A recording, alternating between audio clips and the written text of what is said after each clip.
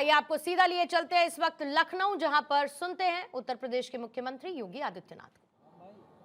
इस पूरे आयोजन के साथ जुड़ने के लिए हृदय से बधाई देता हूं और इस शानदार मॉक ड्रिल के लिए उनका अभिनंदन भी करता हूं।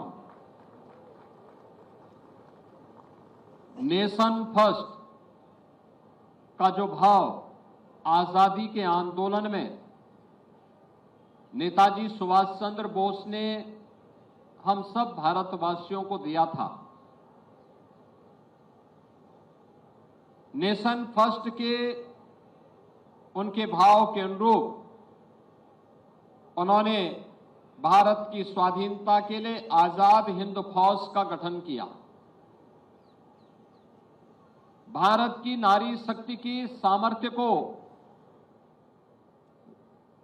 दुनिया के सामने प्रस्तुत करने के लिए रानी लक्ष्मीबाई ब्रिगेड के रूप में उन्होंने उस समय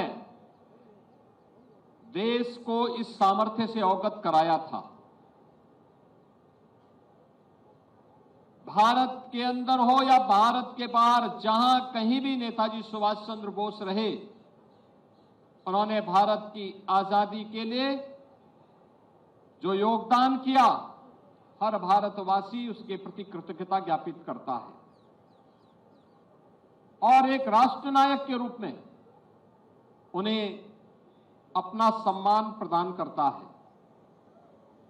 आज का ये मॉक ड्रिल हम सबको सम और विषम परिस्थितियों के प्रति हमेशा तैयार रहने के लिए प्रेरित करता है। युद्ध काल हो या शांति काल, आपदा हो या फिर कहीं पर कोई आकस्मिक दुर्घटना, फर्स्ट रिस्पॉन्डर के रूप में नागरिक सुरक्षा संगठन की भूमिका निर्विवाद रूप से लोगों ने स्वीकार किया है और इसके महत्व को ध्यान में रख करके ही हम लोगों ने उत्तर प्रदेश में सभी 75 जनपदों में नागरिक सुरक्षा संगठन का गठन किया है।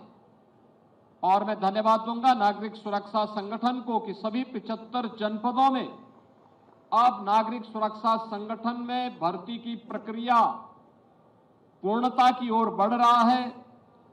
सायरन लग चुके हैं और भी इस प्रकार के आज मॉक ड्रिल के कार्यक्रम सभी 75 जनपदों में आयोजित हो रहे हैं।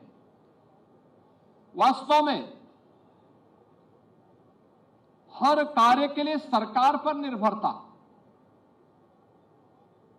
यह किसी भी स्वावलंबी समाज का गुण नहीं हो सकता। स्वावलंबन की पहली शर्त होती है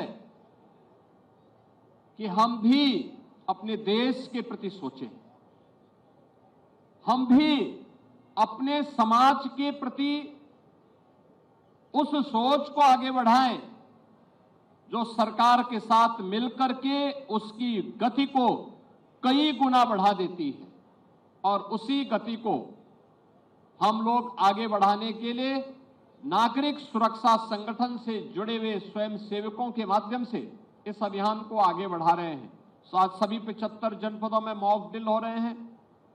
अब नागरिक सुरक्षा संगठन केवल शांति काल में पर्व और त्योहारों तक ही सीमित नहीं है।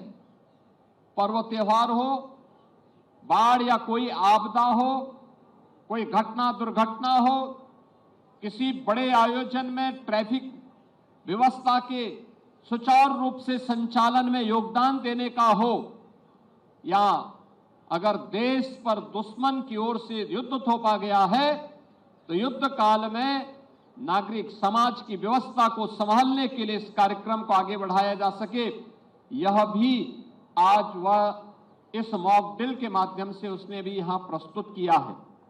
अच्छा प्रयास है, यह निरंतर हमारी प्रैक्टिस का हिस्सा बनना चाहिए।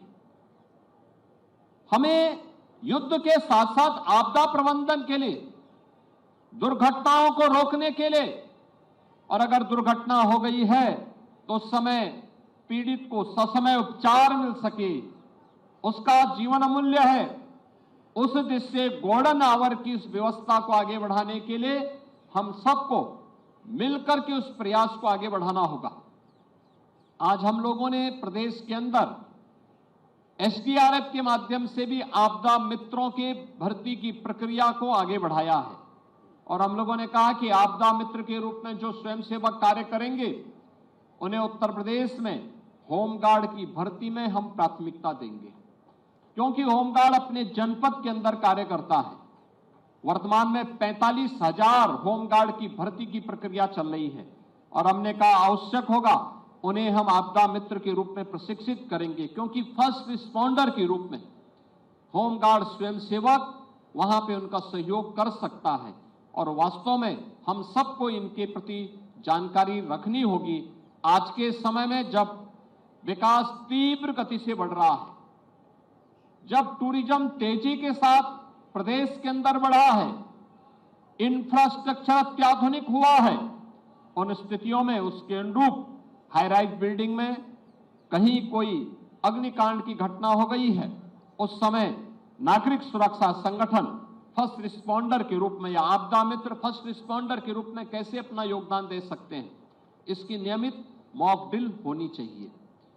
अगर कहीं बाढ़ आ गई है, इससे पहले कि एनडीआरएफ एसडीआरएफ आए, अगर वहां पे नागरिक सुरक्षा संगठन बचाव के कार्यक्रम के साथ प्रशासन की मदद करने के लिए खड़ा होता है तो समाज के सहयोग से हम जनहानि और धनहानि को न्यूनतम करने में सफल हो सकते हैं।